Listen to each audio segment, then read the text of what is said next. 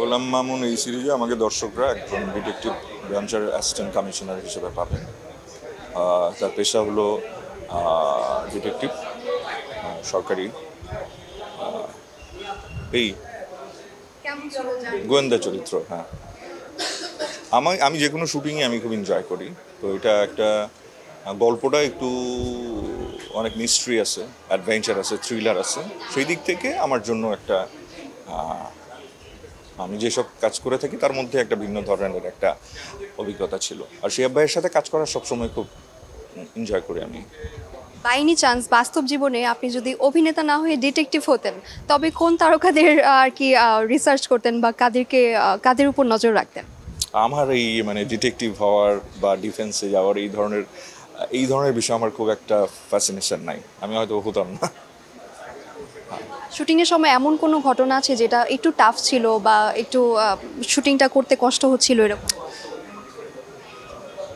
দুদিন খুব tough shoot ছিল।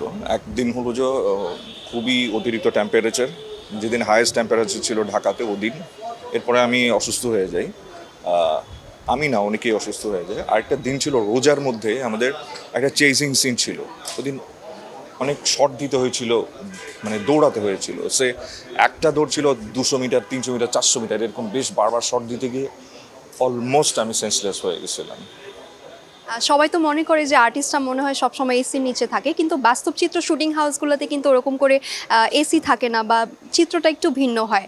এই ক্ষেত্রে দর্শকদের কিছু বলতে চান কিনা? আসলে ওই জার্নিটা যেমন মনে করে সবাই যে আর্টিস্টরা মনে হয় সবসময় এসিতে থাকে বা খুব আরাম আয়েসে থাকে, আসলে কি ব্যাপারটা এমন কিনা? এটা আসলে দর্শকদের বলার কিছু নেই, আর এটা যারা এইসব দেখাশোনা করেন ওদেরকে বলার আছে। যারা আমাদেরকে নিয়ে কাজ করেন, দিন শেষে অন স্ক্রিনে তো পারফর্মারদেরকেই দেখা যায়। আপনারা যত আমাদেরকে আরাম দিবেন, যত কমফোর্টেবল দিবেন, যত স্বাচ্ছন্দ্য দিবেন, তত অন স্ক্রিন আমরা ঠিকঠাকভাবে আমাদের হাজির থাকার চেষ্টা তো থাকেই। ওই হাজির থাকার চেষ্টায় আপনাদের সহযোগিতাটা পেলে আমাদের জন্য ভালো হয়, স্ক্রিনের জন্য ভালো হয়, প্রোডাকশনটার জন্য ভালো হয়। সামনে আরো দর্শক আপনার থেকে কি কি কাজ পেতে যাচ্ছে? দর্শকরা সামনে আমার বেশ কিছু সিনেমা পাবে। তার মধ্যে একটা হলো জাবিত জীবন, ওটার ডিরেক্টর হলো হাবিবুল ইসলাম হাবিব। আর এটা হলো ৭১ করতলি ছিন্ন মাথা, ওটার ডিরেক্টর হলো রফিকুল আনোয়ার রাসেল। আরটার নাম হলো আজান অথবা ফু, এই দুটার একটা থাকতে পারে। ওটার ডিরেক্টর জাহাদ হোসেন ভাই। আর একটা কাজ শেষ করেছি আগুনের পাখি, ওটার ডিরেক্টর হলো আওয়াল চৌধুরী।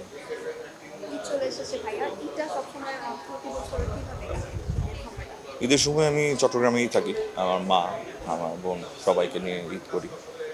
তো এবারও যথারীতি ঈদের সময় চট্টগ্রামেই থাকি।